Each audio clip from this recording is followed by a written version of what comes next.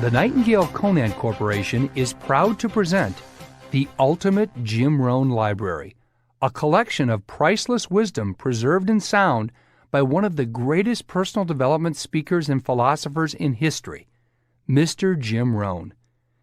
Emmanuel James Jim Rohn was born in Yakima, Washington, to Emmanuel and Clara Rohn. The Rohns owned and worked a farm in Caldwell, Idaho, where Jim grew up as an only child. Rohn started his professional life by working as a stock clerk for department store Sears. Around this time, a friend invited him to a lecture given by entrepreneur John Earl Shoaff. In 1955, Rohn joined Shoaff's direct selling business, Abunda Vita, as a distributor. In 1957, Rohn resigned his distributorship with Abunda Vita and joined NutraBio, another direct selling company. It was at this point that the company's founders, including Shoaff, started to mentor him. After this mentorship, Rohn built one of the largest organizations in the company. In 1960, when NutraBio expanded into Canada, Shoaff and the other founders selected Rohn as a vice president for the organization. After NutraBio went out of business in the early 1960s, Rohn was invited to speak at a meeting of his Rotary Club. He accepted, and soon others began asking him to speak at various luncheons and other events. In 1963, at the Beverly Hills Hotel, he gave his first public seminar.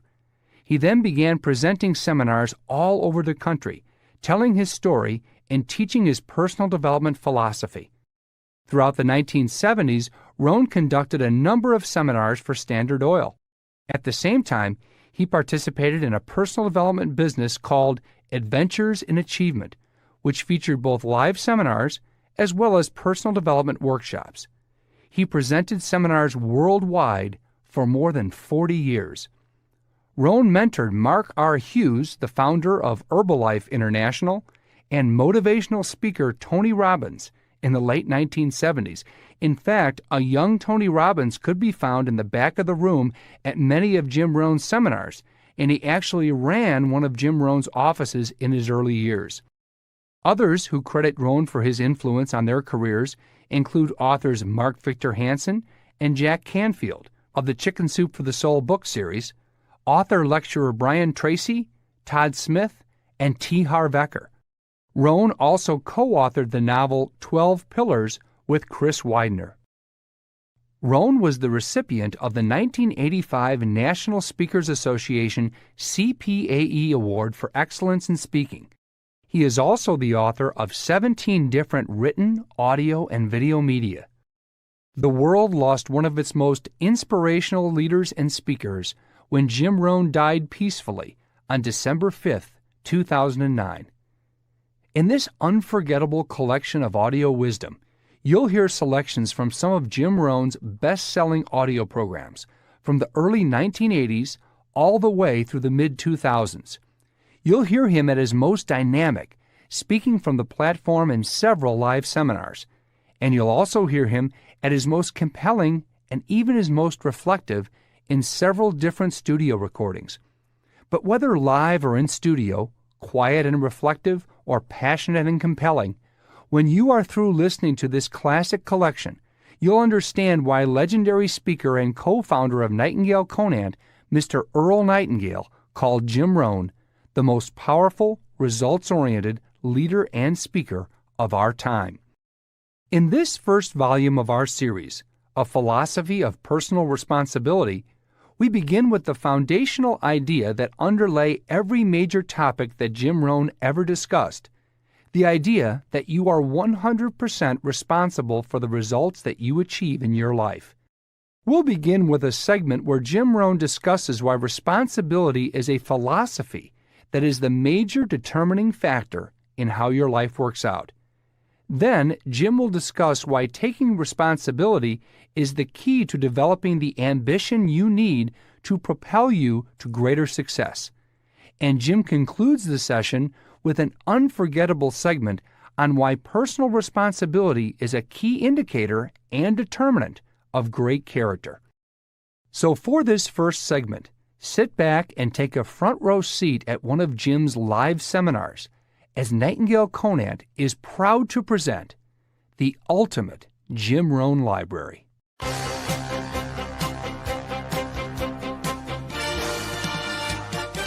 Philosophy, the major determining factor in how your life works out. Philosophy.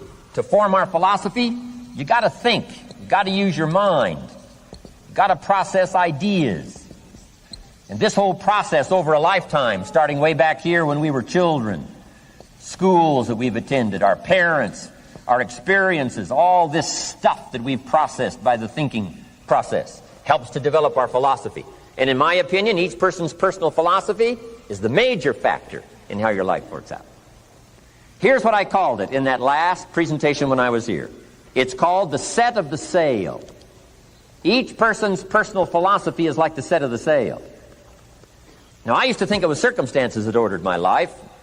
If someone would have asked me at age 25, Mr. Rohn, how come you're not doing well? Pennies in your pocket, creditors calling, nothing in the bank, behind on your promises to your family, you live in America, 25 years old, got a beautiful family, every reason to do well, and things are not going that well for you.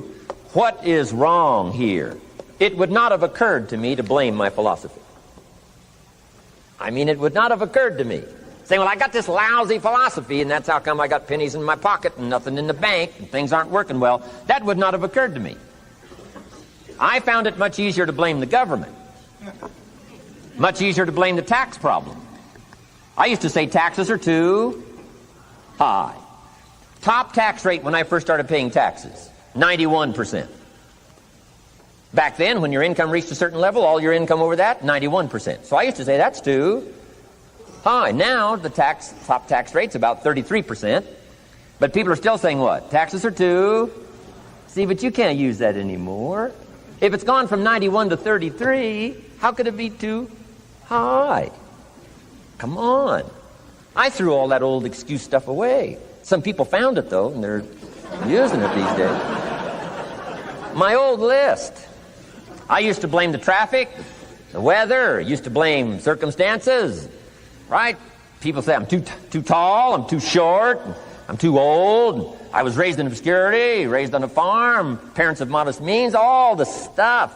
If you were to ask me, how come you find yourself here, Mr. Rohn, age 25, living in America, land of abundance and opportunity, pennies, zero in the bank, not doing well, creditors calling, it would not have occurred to me to blame my philosophy. I found it easier to blame the company policy. I used to say, if this is all they pay, how do they expect you to do well? So I figured that, my future was going to be tied to what everybody else was arranging, the economy and, right, interest rates. I used to say things cost too much. That was my whole explanation, not my philosophy, until my teacher taught me better that this is where the problem was, my own personal philosophy. Here's what's exciting about each person's personal philosophy. That's what makes us different than dogs and animals and birds and cats and spiders and alligators. That's what makes us different than all other life forms. The ability to think, the ability to use your mind, the ability to process ideas, and not just operate by instinct. In the winter, I'm telling you, the goose can only fly south. What if south doesn't look too good? Tough luck. It can only fly south. But see, human beings are not like a goose, can only fly south. I mean, you can turn around, go north, you can go east, you can go west, you can order the entire process of your own life. And we do that by the way we think. We do that by exercising our mind. We do that by processing ideas and come up with a better philosophy, a better strategy for our life, goals for the future, okay? Plans to achieve those goals. All this comes from developing our philosophy. Philosophy helps us to process what's available. Well, when we get here, we got seed, and we got soil, and we got some rain, and we've got some what? Sunshine, and we've got some seasons, and what? The miracle of life. Now, the key is, what do you do with all this stuff? How do you turn all this stuff that's available here into equity and promise and lifestyle and dreams and future possibilities.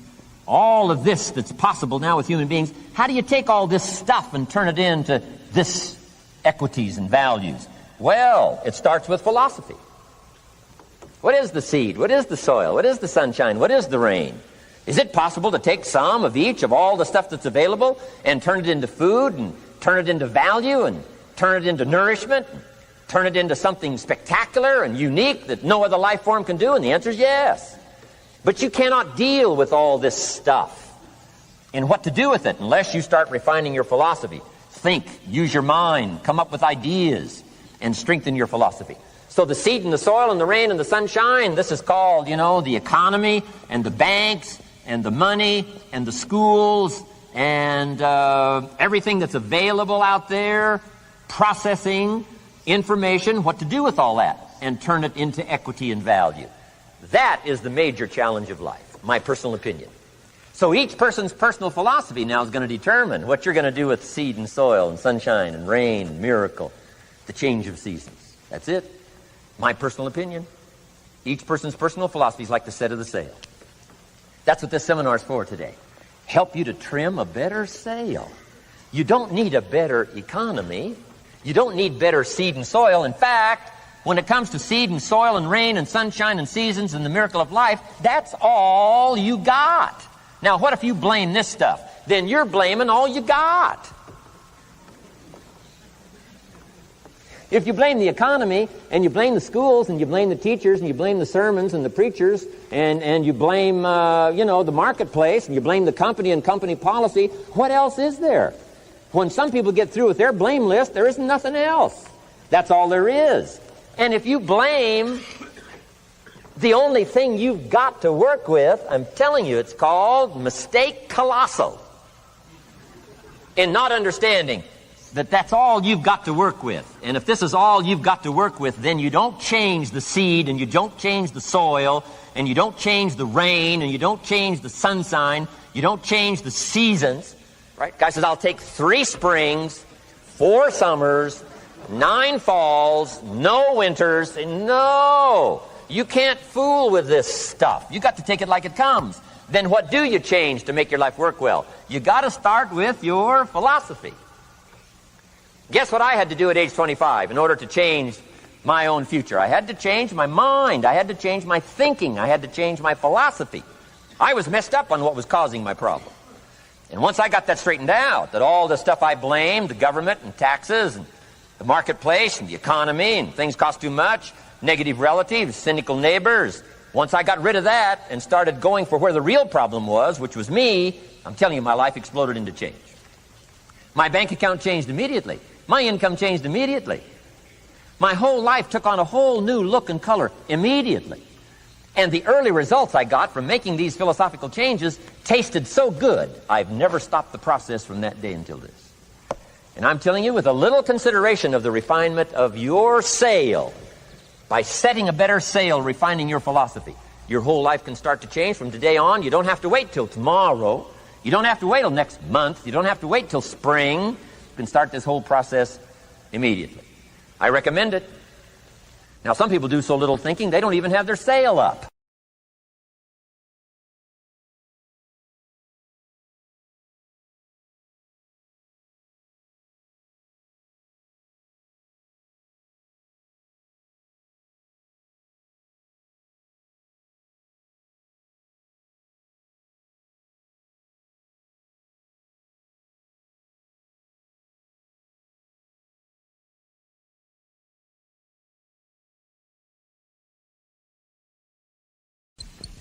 Every day. Now, you can automatically assume, Mr. Rohn, I say, I can understand that. A few errors in judgment repeated every day. For 6 years?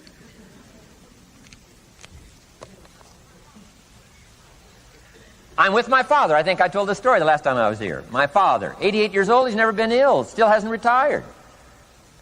Not long ago, midnight, we're getting ready to go to bed. We've drilled a new well, got some extra water, got some more acres going. He's all excited. At midnight, we're getting ready to go to bed. My father's eating what he calls his midnight snack. A little bite to eat before you go to bed. Don't have to go to bed hungry. And I'm watching him eat this midnight snack. Guess what he had? An apple, a few graham crackers, and a glass of grapefruit juice. I said, no wonder my father's so healthy. My mom taught us all those good health practices. Taught me when I'm growing up, right? I'm an only child. I've never been ill. Passed the big 5-0 some time ago. My 2 daughters, 32, 33, never been ill. My grandkids, never been ill. I'm telling you, the legacy lingers on. As I watched my father have this midnight snack, suddenly occurred to me. I know that's part of it. An apple, what? A day. That's gotten to Dallas-Fort Worth, right? An apple. An apple a day keeps the doctor away. Good question for this intelligent audience. What if that's true? You say, well, Mr. Rohn, if that's true, that would be easy to do. Then what's the problem? It's easy not to do. It's easy not to adopt it as your own personal philosophy. Or the guy messed up the saying. Guy says a Hershey bar a day. Say, no. No. You've been watching too much television. It is not Hershey bar. You got to be smarter in philosophy than to fall for the Hershey bar a day when it's an apple a day. You got to be smarter than that. And if you make that kind of an error in judgment every day for 6 years, I'm telling you, it'll accumulate into disaster. Sometimes the first year you say, well, you know, I'm so healthy now, what difference is it going to make? You got to be smarter than that. Just because disaster doesn't fall on us at the end of the first day doesn't mean disaster isn't coming. You got to be so smart that you look down the road and say, will the errors in my present judgment of philosophy, what's that going to cost me in 1 year, 6 years, 1 month, 6 months? I'm telling you, the money cost and the health cost and the success cost is too gigantic if you'll look down the road a little ways and say, are there errors in my current judgment like an apple versus a Hershey bar? Is that just a good illustration of some of the rest of my errors in judgment? If it is, that's where I found myself at age 25. I started working when I was 19. I met my teacher who helped turn my life around when I was 25. That's 6 years. At the end of the first 6 years of my economic life, I've got pennies in my pocket. I've got nothing in the bank. The creditors are calling saying, hey, you told us the check was in the mail. I'm embarrassed. I'm behind on my promises. I live in America. I'm 25-year-old American male. I got a nice family, every reason to do well. And I'm messed up. Now, what's messed up? I used to think it was the community that was messed up, and the country was messed up, and the government was messed up. If those Democrats ever get in the White House, that'll really mess things up. If the Republicans stay in power, that'll really mess things up. The economy was messed up. Interest rates are messed up. I thought all this stuff was messed up. Then I found out that's not what was messed up. I was criticizing the only thing I had to work with. What was really messed up was my own personal philosophy. My own errors in judgment in my own personal philosophy brought me in 6 years to pennies in my pocket, nothing in the bank, and trying to explain why I wasn't doing well, living in America, 25-year-old American male, got a family, every reason to do well. Now, once I understood this, here's the formula for failure: errors in judgment, being lax about developing your own personal philosophy. I'm telling you, it's called accumulated disaster. It doesn't matter whether it's your health or your bank account. Guy's got an empty bank account, probably has high cholesterol. Why? Over the last 6 years, he never paid attention to either one. And it doesn't matter whether it's a dollar, or whether it's your money, or whether it's your cholesterol count. All you got to do is commit the errors, and just because disaster doesn't fall on you at the end of the first day that you don't eat an apple. You say, well, I didn't eat an apple today, and tonight I'm not ill. Well, you got to be brighter than that. Someday you got to leave first grade. The reason we make those first grade desks so small so they won't fit at age 25. I mean, right? You don't belong here anymore. Come on. Now let me give you the secret to success. The formula for failure: a few errors in judgment repeated every day for 1 month starts the weakness, starts the disaster process. You can imagine what happens in 6 years.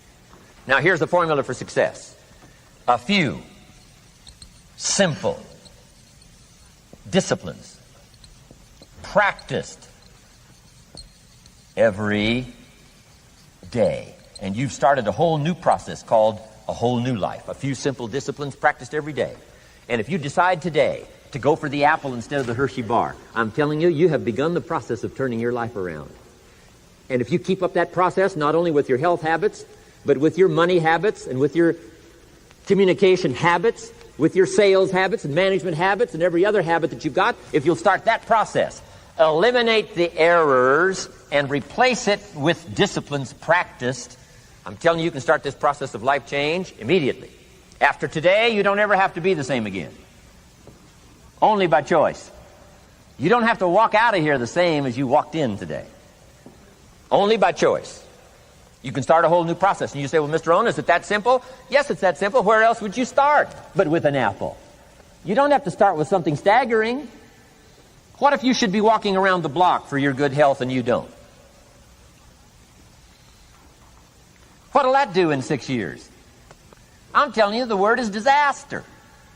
You could and you should and you don't. Here's an even stronger word. You won't. I mean, don't might mean you're careless. Won't probably means you're stubborn.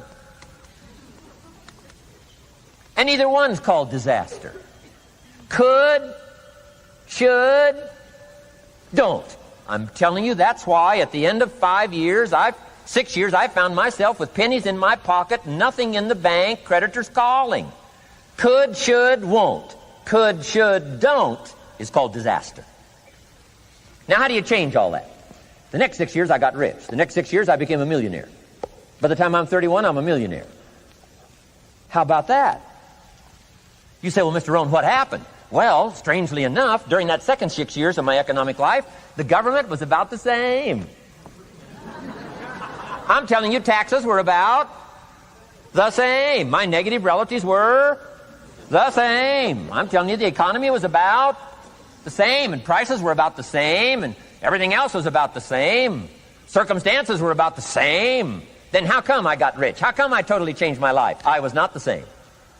Somebody says, well, what did you go to work on to do all that? I started with my philosophy. I started amending my errors by doing some better thinking, changing my mind, coming up with ideas that I didn't have before I met my teacher. And once that whole process started for me, I'm telling you, I changed my whole life. Within a 6-year period, I was never the same. And I've kept up that process all these years. One of the reasons why I'm here is to continue my craft. I don't want the day to come someday somebody says, you should have heard Jim Rohn 10 years ago when he was really terrific. Guess what I want people to say? I heard him 10 years ago, but you should hear him now. I'm telling you, the man works on his craft. I'm telling you, the man's done some extra reading. I'm telling you, the man doesn't miss a trick. I'm telling you, he's worked hard on himself. That's why he's able to deliver like he does. The same thing can happen for you as a teenager. It can happen to you as a mother, as a father, as a business person, as a salesperson, running a business. Doesn't matter. Management, wherever you find yourself. This is the process called personal change. And what I say to start with is, start with your own philosophy. Your philosophy is going to determine whether or not you go for the disciplines or continue the errors that's called potential disaster. And everybody has it within their power. Well, it was so happy for me to find out at age 25, Mr. Shove said, Mr. Rohn, you don't have to change countries. But you do have to change philosophy. And if you'll change philosophy, not country, you can turn around your income, you can turn around your bank account, you can turn around your skills, you can become capable, powerful, sophisticated, healthy, influential, all the other equities that you could possibly want out of your life, using the only stuff there is and not trying to change any of this stuff. Appreciate all of this stuff with all of its ups and downs, with all of its mystery of why it works and sometimes it doesn't work. Don't challenge this. You don't have to ask for another planet. You don't have to ask for another country. Just ask for another book. Ask for another seminar. Ask for another idea. And you can start this whole process of personal life change. Now, I could spend the whole day on philosophy, because that's where it is. If I could get you intrigued with that enough to study it, enough to ponder it, to where you would pick up the commitment like I did and say, hey, as simple as an apple a day, as simple as a walk around the block, why not start right there? If you don't start there, where else are you going to start? Might as well start where it's easy, and then go to the more complicated discipline. Key. Philosophy.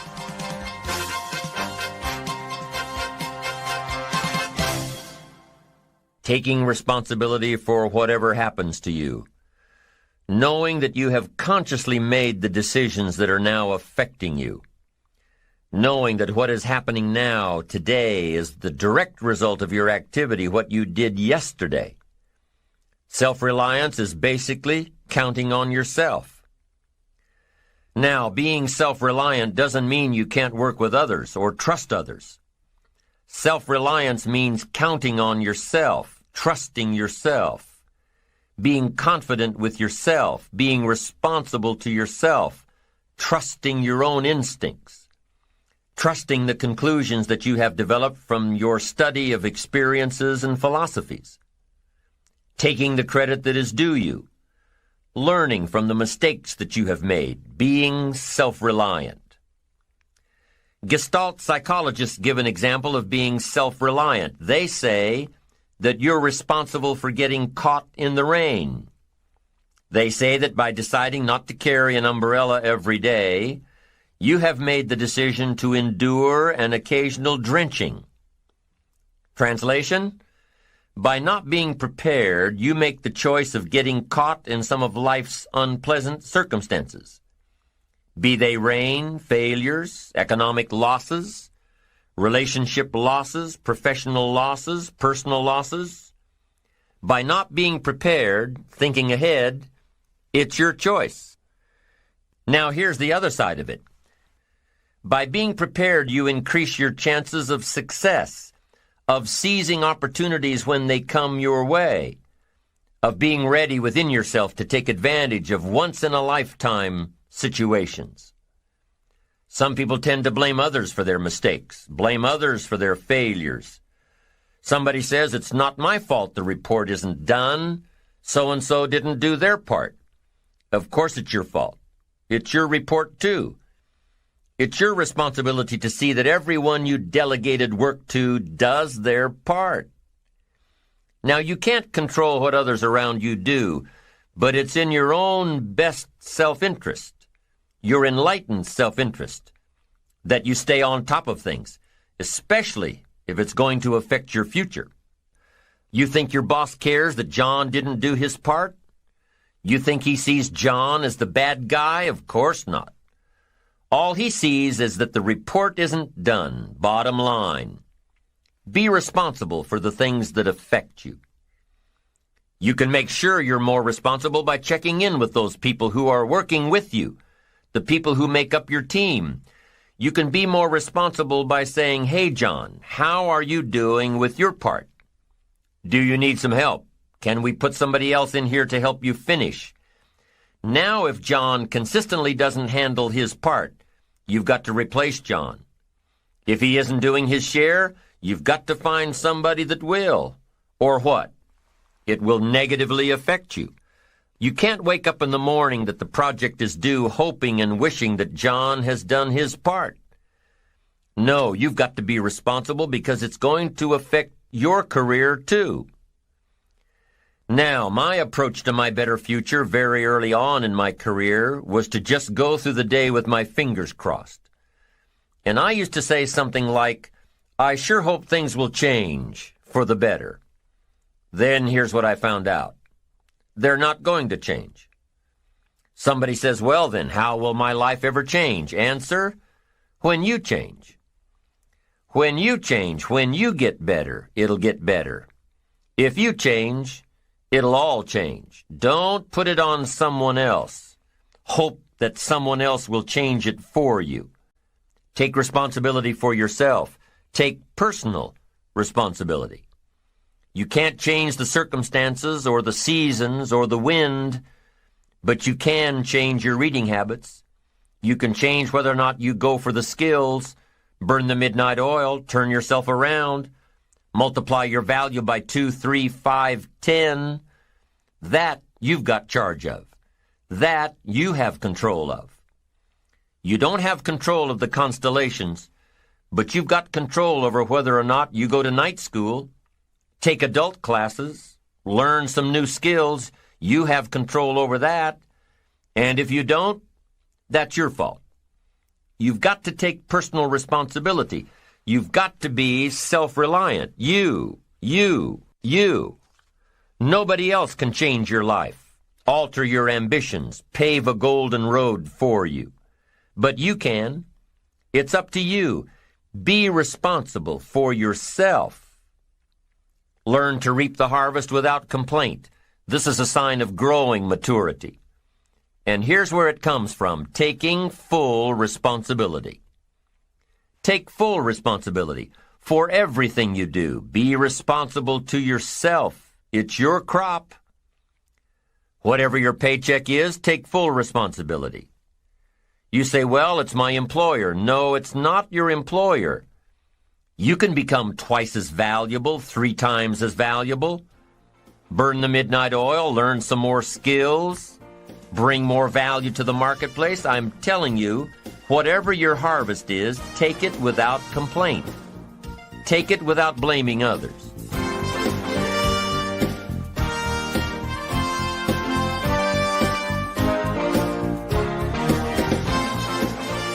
Self-preparation leads to control over your life. Whenever you prepare correctly, taking all of the steps you're supposed to take, doing everything in your power to stay on track, whenever your preparations lead to success, achieving your goals, you reinforce the disciplines that got you there. Success leads to reinforcement of the proper disciplines. If what you're doing is working, keep doing it.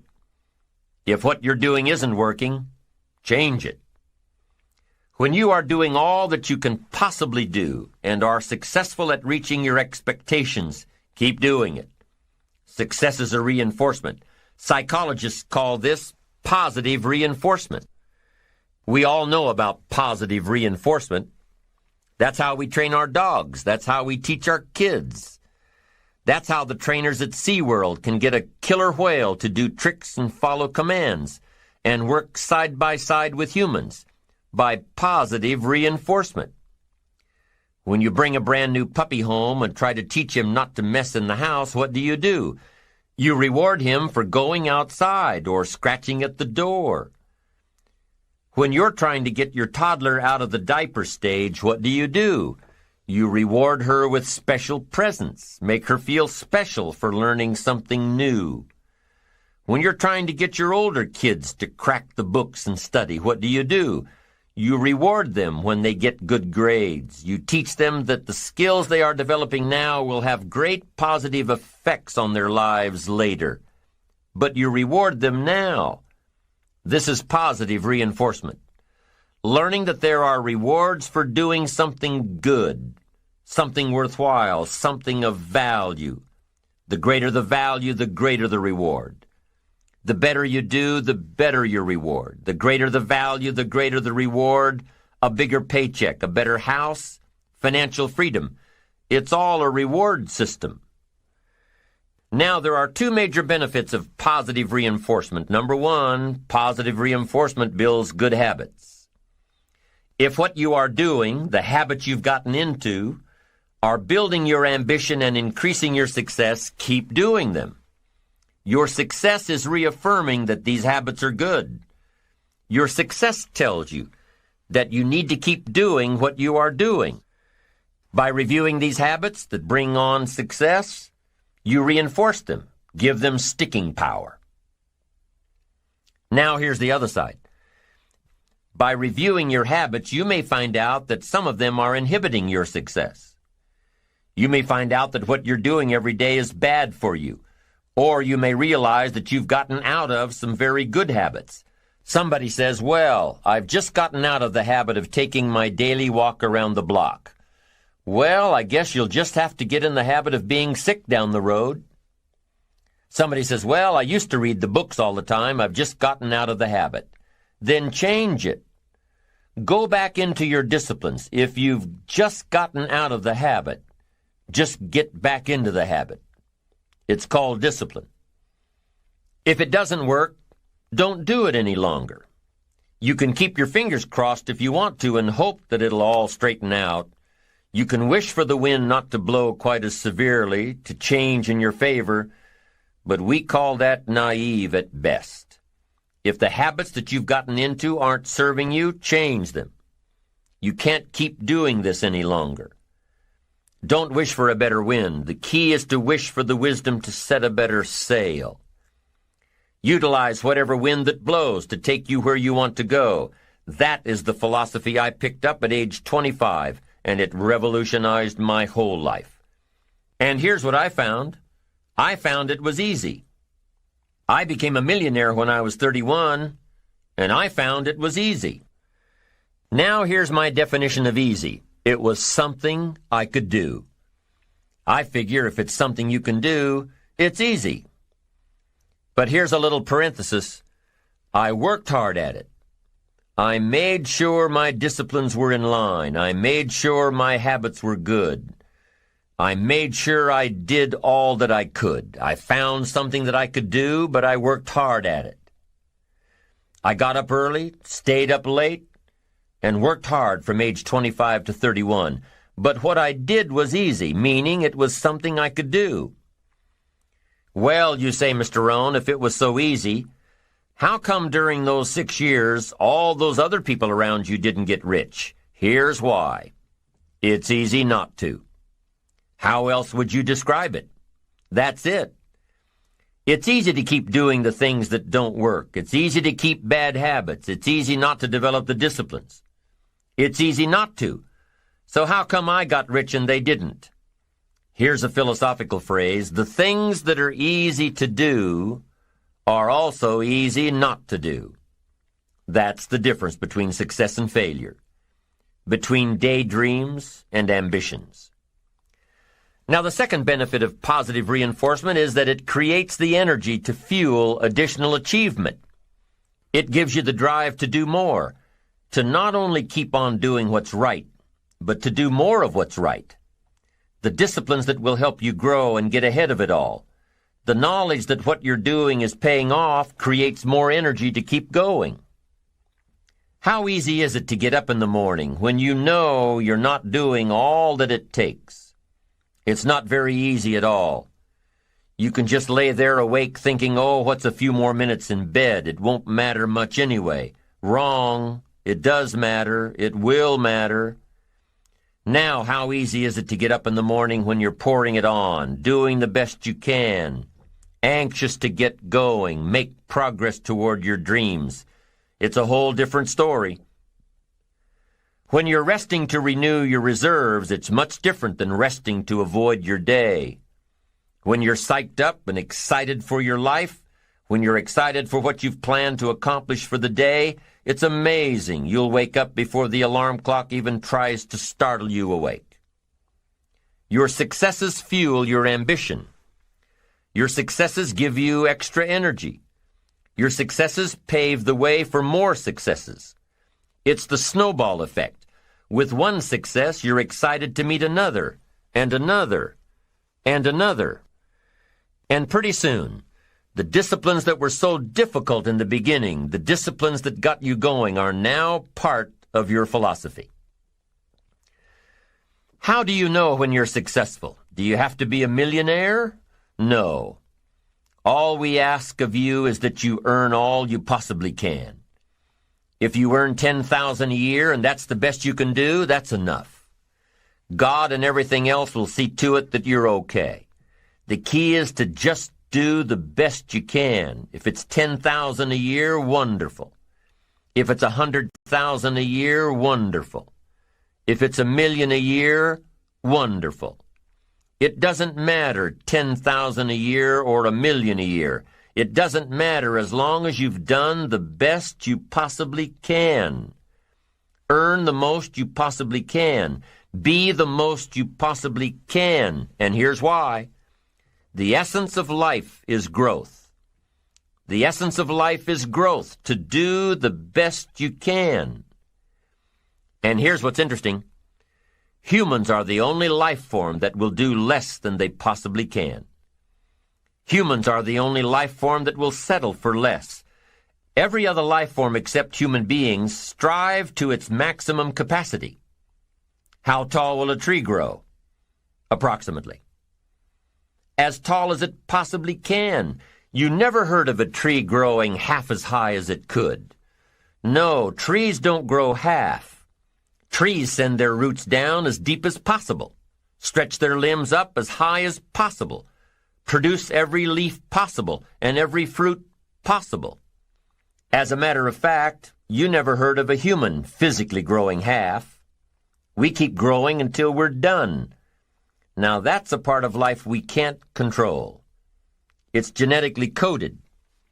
And that's probably why we keep growing till we're done.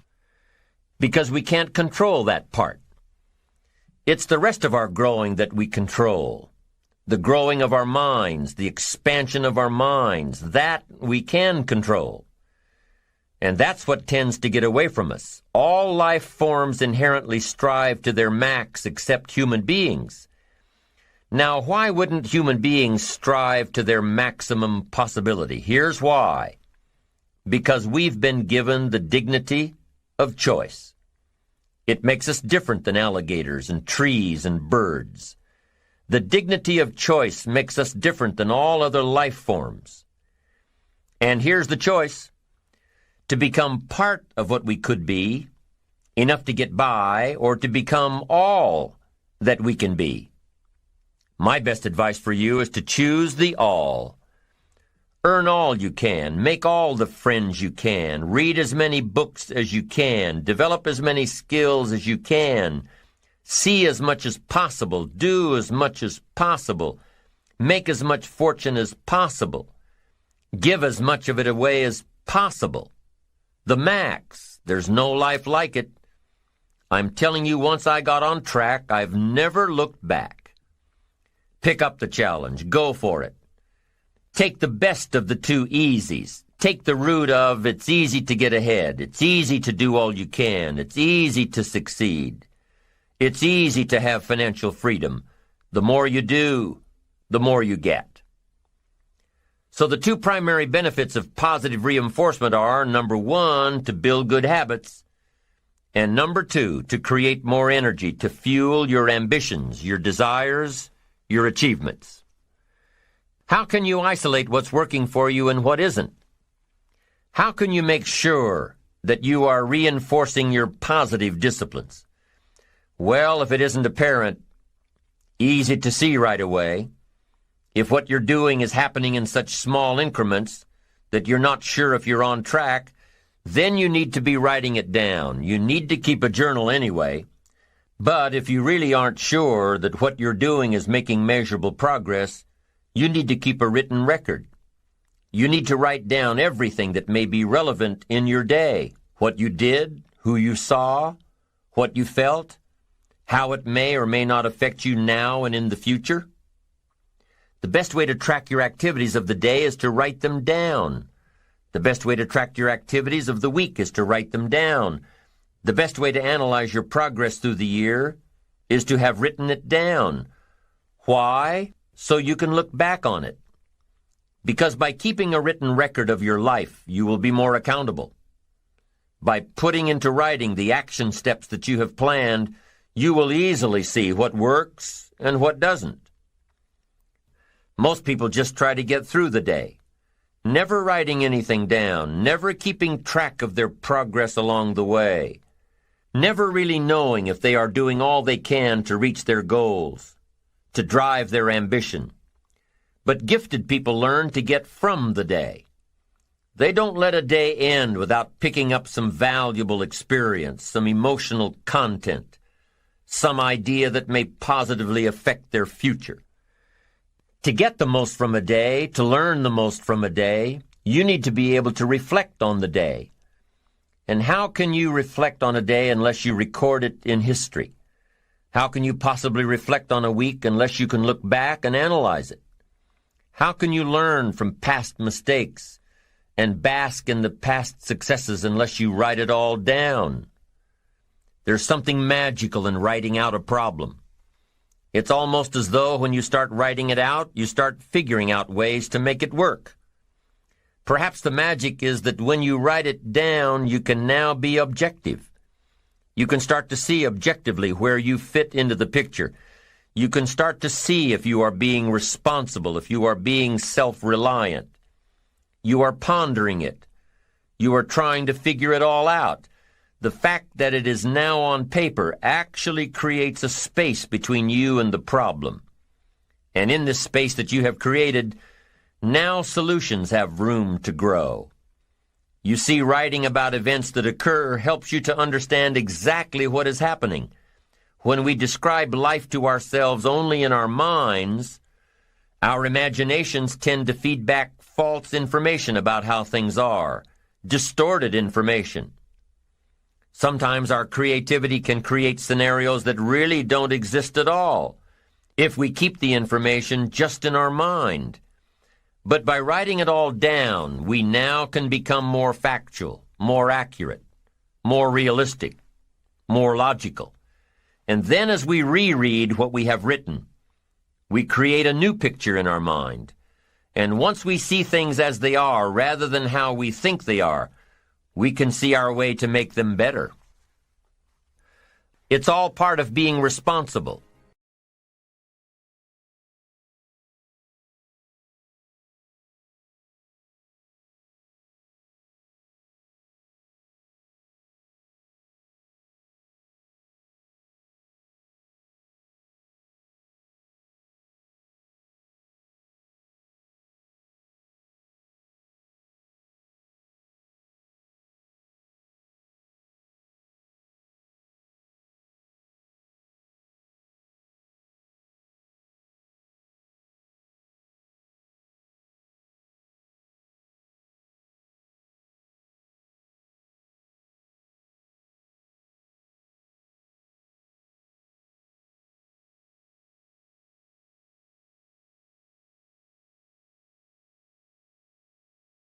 But we don't stop to think about the calls we ourselves have forgotten to return while we've been so busy fuming. We can see ourselves writing an angry letter to the airline because a flight was delayed, but we don't write an angry letter to ourselves when we're late for something, even though that might not be a bad idea at all. Yes, we can see avoidance of responsibility all the time in both our personal and professional lives. And here's something else we can see just as often. We can see that most people aren't as successful as they wish they were. Do you see there's a connection between these two very common phenomena? I certainly do. I hope you'll understand that it's in your best interests to take responsibility for everything you do. But that's only the beginning. I'm also going to suggest that many times it's even best to accept responsibility for the mistakes of others, especially when you're in a managerial or leadership role. I can hear you saying, "What? Accept responsibility for someone else's mess-ups? Why would I want to do something like that?" Well, that's a fair enough question, and over the next few minutes I'll try to answer it.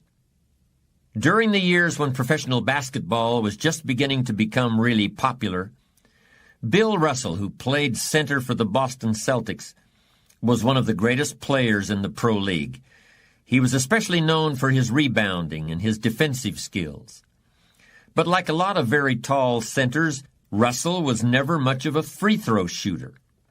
His free throw percentage was quite a bit below average, in fact. But this low percentage didn't really give a clear picture of Russell's ability as an athlete. And in one game, he gave a very convincing demonstration of this. It was the final game of a championship series between Boston and the Los Angeles Lakers. With about 12 seconds left to play, the Lakers were behind by 1 point, and Boston had the ball. It was obvious that the Lakers would have to foul one of Boston's players in order to get the ball back. And they chose to foul Bill Russell. This was a perfectly logical choice, since statistically, Russell was the worst free throw shooter on the court at that moment. If he missed the shot, the Lakers would probably get the ball back, and they'd still have enough time to try to win the game. But if Russell made his first free throw, the Lakers' chances would be seriously diminished, and if he made both shots, the game would essentially be over. Bill Russell had a very peculiar style of shooting free throws. Today, no self-respecting basketball player anywhere in America would attempt it. Aside from the question of whether it's an effective way to shoot a basket, it just looked too ridiculous. Whenever he had to shoot a free throw, the 6'11" Russell would start off holding the ball in both hands about waist high. Then he'd squat down, and as he straightened up, he'd let go of the ball. It looked like he was trying to throw a bucket of dirt over a wall. But regardless of how he looked, as soon as Bill Russell was fouled, he knew the Celtics were going to win the game. He was absolutely certain of it. Because in a situation like this, statistics and percentages mean nothing. There was a much more important factor at work, something that no one has found a way to express in numbers and decimal points. Simply put, Bill Russell was a player who wanted to take responsibility for the success or failure of his team. He wanted the weight on his shoulders in a situation like this. No possibility for excuses, no possibility of blaming anyone else if the game was lost, no second guessing. Bill Russell wanted the ball in his own hands and nobody else's. And like magic, even if he'd missed every free throw he'd ever shot in his life before this, he knew he was going to make this one. And that is exactly what happened. That is what virtually always happens when a man or woman accepts responsibility eagerly and with confidence. I've always felt that accepting responsibility is one of the highest forms of human maturity. A willingness to be accountable, to put yourself on the line, is really the defining characteristic of adulthood. Anyone who has raised children knows how true this is. Just look at a baby during the first few years of life. Every gesture, every facial expression, every tentative word has one message for the baby's parents. The message is, I am totally dependent on you. I can't do anything for myself even if I try. I can't be held responsible for the consequences. After all, I'm just a baby. 10 or 12 years later, of course, as the boy or girl enters adolescence, this message to the parents will be very different. It will sound something like this. Why don't you just leave me alone? I want to be totally independent. I don't want to do anything but think about myself. I certainly don't want to accept any responsibility for anything beyond my own very well-defined needs and desires. It's only when we're at last grown up that the first two messages, I'm totally dependent on you, and I'm totally independent of you, finally turn into, you can depend on me, which is the truly adult outlook. Strange as it may seem, of course, there are people in their 30s and 40s who are still acting like adolescents, and there are even people in their 40s and 50s who are still acting like babies as far as their attitude toward responsibility is concerned. These kinds of people can be hard to have around, especially if you have to work with them. But the large number of people who shirk responsibility can also provide opportunities for you if you are determined to be different. If you decide to be one of the few who embraces responsibility, you can lead, and you will deserve to lead. Churchill said responsibility is the price of greatness. And in my opinion, it's really a rather small price to pay. Let me be more specific about exactly what is involved in becoming a responsible person.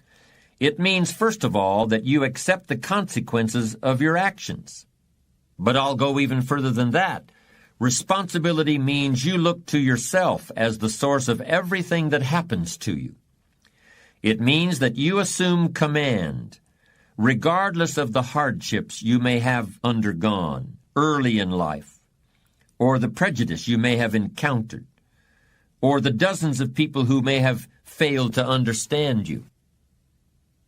Do you detect a note of irony in my voice, or perhaps a note of sarcasm? Do I sound hard-hearted? Do I seem to be denying the existence of difficult childhoods or of prejudice, or of people who are insensitive to the needs of others? Well, that is certainly not my intention, nor is it my belief.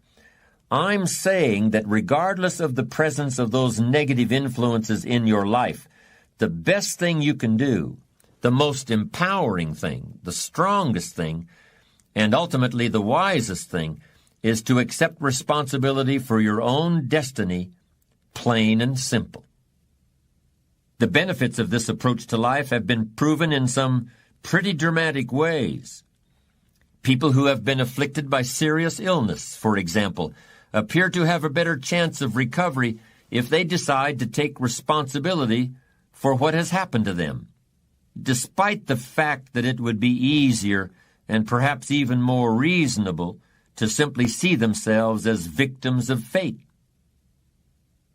There's a man, let's call him John, who had been healthy and vigorous all his life, who had started and sold businesses in a number of different fields before finally deciding to enter law school in his late 40s. At that time, however, he began to suffer some severe health problems. All his life, his main focus had been on success and achievement, and he really hadn't paid much attention to what was happening to his body. For years, John subsisted largely on a diet of donuts and black coffee. And because he traveled a great deal, he also consumed large amounts of airplane food. Inexorably, he was gaining weight, 5 pounds one year, 10 pounds the next year, 15 pounds the year after that. Of course, John responded by opening a number of stores that featured clothing for overweight men. And he even used himself in his advertisements. In retrospect, this was probably a mistake. It gave him an incentive to gain even more weight. One year, John gained 20 pounds and actually bragged about that fact in his newspaper ads. Then he was diagnosed with severe diabetes. Although John's physicians assured him that the disease was brought about as much by heredity as by behavioral patterns, he was the kind of man who believed that he was the captain of his own ship, not a common sailor taking orders from someone higher up. He was a man of strong character. And now, in the face of this new challenge, John resolved to begin taking responsibility for his own well-being. As he explains it, all my adult life I've been preoccupied with supporting my family and getting ahead financially. It was a sense of responsibility that I felt, and to a large extent I have lived up to it. But I can see now that responsibility is beginning to express itself in a different way. Providing for my family is not just a matter of dollars and cents anymore. It's a matter of staying alive. It's my health, and it's the health of my family that's at stake as well. John continues, I'm not setting a good example for my kids. They've seen me gaining weight. They've seen me literally brag about it in my advertisements, and lately they've been gaining weight themselves. I think in some sense they believe this is what I want them to do, and maybe they're not completely wrong. In fact, I've been thinking of including my kids in some new advertisements, and depending upon how it goes over, I've had it in the back of my mind to open up some clothing stores for overweight youngsters. John's eyes begin to light up at the thought of expanding his business and cashing in on new opportunities. But then he caught himself. And as he continued to speak, he pounded his fist on the table. There I go again, he said. I've gotten myself locked into a certain kind of thinking, and now I've got to get myself out of it. It's as simple as that. It was clear that John had indeed gotten himself locked into some well-defined thought patterns, but the most important one was the way he saw himself as the cause of everything that happened, not only in his own life, but in the lives of others. The doctors had told him his diabetes might have come on even if he hadn't been overeating and overworking. But John knew that was nonsense. And as far as his kids were concerned, there have been a lot of news reports documenting the fact that American kids in general are heavier than they used to be. They just don't get the same amount of exercise as the children of previous generations. John could have resigned himself to the fact that his kids, like just about all kids today, are going to watch television, play video games, and eat junk food, whether he gained weight or not. But he didn't. "Baloney," he said. "It's all my fault, and I'm going to do something about it. In fact, I'm going to do a lot about it." And he did do a lot about it. John radically changed his diet and his lifestyle. He began ordering vegetarian meals on plane flights. He became a fitness enthusiast and ran several marathons. Although he ran rather slowly, as you might expect of a man in his 50s, he took pride in the fact that he always ran the course 3 times: on the day before the race, on the official race day, and again on the day after. Instead of opening a clothing store for overweight children and using his own kids in the advertisements, he consulted a behavioral psychologist who helped him devise a system of financial rewards for his children that helped motivate them to bring their weight down. A system that taught them something about money at the same time. John is now in significantly better physical shape, is entering his final year of law school, and is negotiating with several companies to market his behavioral science techniques for reversing juvenile obesity. Sooner or later, all of us face situations in which we must decide whether to accept responsibility for a problem or look for ways to avoid responsibility. Assuming that you have in fact done something that has caused a problem of some kind, let's look at the various options and decisions that are now open to you. First, there's the role played by intention. In other words, was the outcome of your action what you intended it to be? And if it was not, should you still accept responsibility for that outcome? This is a very serious issue in the way we think about responsibility in our society. In many areas of criminal law, for instance, the intention to commit a crime must be present in order for the accused to be held criminally responsible. This intention is something quite different from mere negligence. If you leave your garden hose lying across the sidewalk so that the mailman trips over it and breaks his leg, you may be held responsible in a civil suit, but you would not be prosecuted as a criminal in the way you would be, for instance, if you had used a weapon in a robbery or an assault.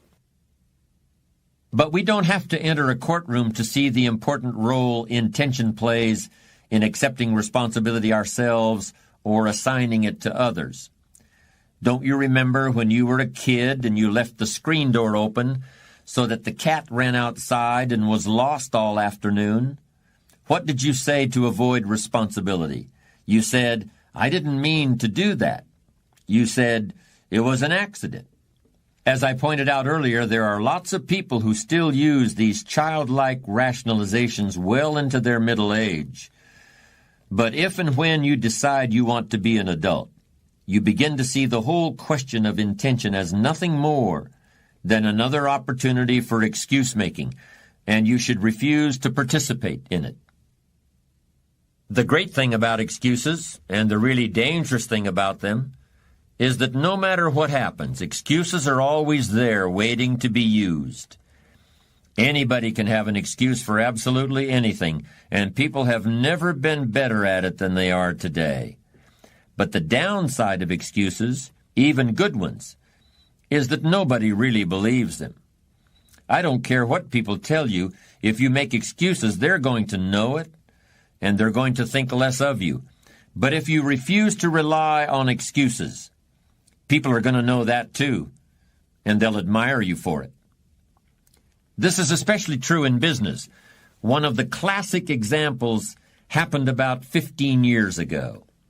A widely advertised healthcare product from a leading manufacturer was shown to be unsafe. and the company responded by pulling every single box off the shelves at a cost of millions of dollars. Was the company destroyed? Hardly. If they had done anything else, there would have been a tremendous loss of confidence, both on the part of consumers and employees. Instead, there was honest acceptance of responsibility for a mistake, and the public image of the company was dramatically enhanced. Contrast this with what happened recently to a leading manufacturer of computer chips. When a new microprocessor didn't perform up to expectations, the company made excuses. It was a minor problem, something that would crop up once in a lifetime, and so forth. Were these excuses valid? Maybe, maybe not. But it doesn't really matter, does it? So many people use excuses, but nobody really buys them. It's our modern version of the fable about the boy who cried wolf. In this case, the computer chip manufacturer finally took so much heat that they did replace the processors, which is what they should have done in the first place. An offshoot of the "I didn't mean to do it" excuse for evading responsibility is the "I wasn't myself at the time" excuse.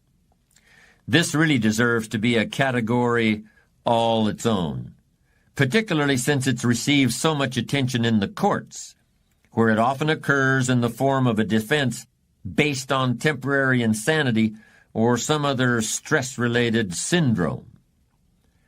A friend tells me about one day when she flew up from Texas to Los Angeles for a joint presentation that she'd be making along with a fellow from New York City. They had planned it all out, very carefully over the phone. A lot of documents had been assembled, but they both knew that what really counts in face-to-face meetings is personal impression. On this score, my friend felt very confident about the L.A. meeting because her guy from New York City was an extremely charismatic personality. A burly and bearded man, always ready with a joke. He never wore a business suit, and his trademark outfit was a plaid shirt worn with the sleeves rolled up, a loosely knotted knit tie, khaki slacks, and loafers. His favorite expression was, "Let's get the show on the road," and he always said it with such gusto that he sounded like a 19th century wagon master starting a wagon train up the Oregon Trail. Most of all, he could sell refrigerators to the Eskimos. And of course it was all because he was so good at selling himself. You can imagine my friend's extreme surprise and deep disappointment when this usually energetic ball of fire completely dropped the ball in their presentation. When they met in the client's outer office, my friend could hardly believe what she was seeing. The guy from New York was just sitting there, almost like a lump. He had no energy left whatsoever, like every bit of vitality had been drained out of him. When the meeting actually got underway, he seemed to grow even more lethargic, while my friend was left trying to pick up the slack. She was puzzled and could see also the incomprehension on the faces of the people she'd traveled all this way to meet. Here was this big guy in a plaid shirt, all but slumped over like the mouse at Alice in Wonderland's tea party. Was anybody going to invest money in that man's ideas? He seemed about as dynamic as a sack of potatoes. As you might expect, it wasn't long before they were safely outside the building, and my friend wasted no time in asking what in the world was wrong. In response, this usually energetic man in his lumberjack shirt said something about jet lag. It was all because of jet lag, he explained. He just wasn't himself. The flight from New York had been just too much. He'd feel better in a day or so, but for the time being he was just not the man he normally was. He just wasn't himself. Well, it was all she could do to keep from laughing in his face. Here was a guy who looked like a wagon master leading settlers across the continent, and he was put totally out of commission by a first-class flight from New York City. What could she say?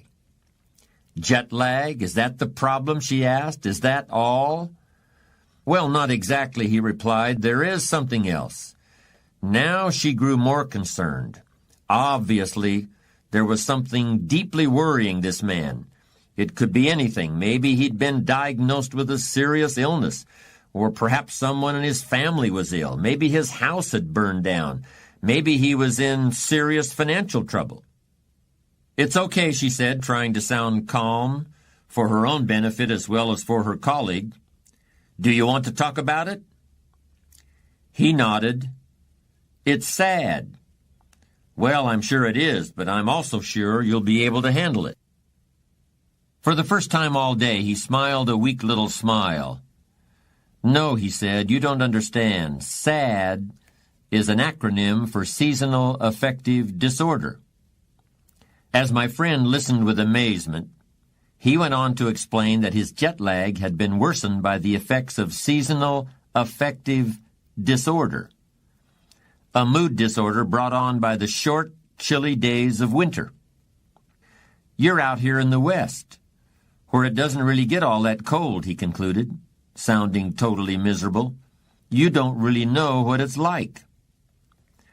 Of course my friend knew what it's like. We all know what it's like.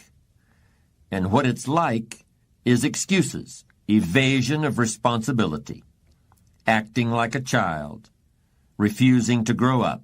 You can call it jet lag or sad or whatever you want, but it doesn't really matter what you call it.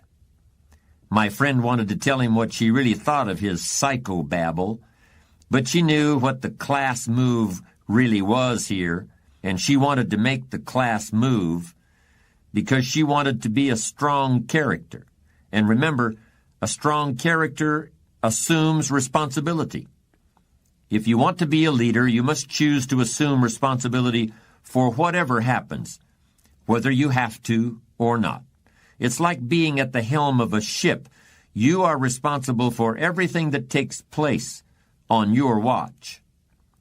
Don't worry about it, she said. I should have been ready to carry the meeting by myself. Next time, I'll be better prepared. Then she caught a cab back to the airport. Let me elaborate a bit further on the relationship between responsibility and leadership. Bear Bryant once said something about this issue. Bryant, of course, was the coach of many great football teams at the University of Alabama. And until his record was broken recently, he had the highest number of victories of any coach in the history of the game. Bryant said that from his point of view, it was impossible for any of his players to make a mistake during a football game. Any and all mistakes were his, because as coach he was solely and completely responsible for preparing his athletes to play error-free football. By saying this, Bryant was truly accepting a leadership role, and he was embracing the special category of responsibility that comes with it. As a leader, you've got to own responsibility for preparing subordinates for the challenges they'll face, and if the result is not successful, you've got to accept responsibility for not having prepared them adequately. Maybe this seems like a harsh standard to live up to, but that's just the way it is. If you can't handle responsibility and leadership, at least admit it to yourself, and don't let other people start depending on you. Choose the standard you want to live by and follow through on. In the ancient world, during the time of the Roman Empire, there was an interesting attitude toward this kind of choice-making. It was a brutal world in those days, to say the least. Anything could happen, from plagues to revolutions, to barbarian invasions. Even for the upper classes, it was a challenge just to survive. Yet certain people attempted to do more. There was a tradition whereby people attempted to create themselves and their characters exactly the way an artist would create a painting or a sculpture. And like a work of art, these people looked upon their lives and their characters as things of beauty that would live on after their deaths, in the memories of their friends and families. People who chose to live their lives this way were not monks or ascetics, or in any way removed from life in the everyday world. They were just very serious about building strong character. In fact, the Roman Emperor Marcus Aurelius was a famous example of this type of person, and his journal is a powerful example of everything that's involved in building character and leadership. Much of it was written in military camps while the emperor was leading the Roman armies against barbarian tribes in what is now Germany. The writings of this ancient emperor and of the other people from the same period reflect a conscious choice to live according to certain standards of responsibility and character. This kind of clear decision about how to build your inner self is something that we rarely see today. Most people want to be good. They want to be ethical and moral and successful in every way. They want to fulfill their potential, but they think it's something that will just happen itself. They don't see that there should be a conscious, ongoing acceptance of responsibility for what you do and who you really are. There's an old saying that goes, "I slept and dreamed that life was beauty. I woke and saw that life was duty." If you want to be really in control of your life, and if you want other people to be able to depend on you and look to you for leadership, you must wake up from the dream that somebody else will handle the pressure, that somebody else will shoot those 2 free throws. I slept and dreamed that life was beauty. I woke and saw that life was duty. Accepting responsibility doesn't mean that life can't be beautiful, but it does mean opening your eyes to the realities a successful person not only must accept,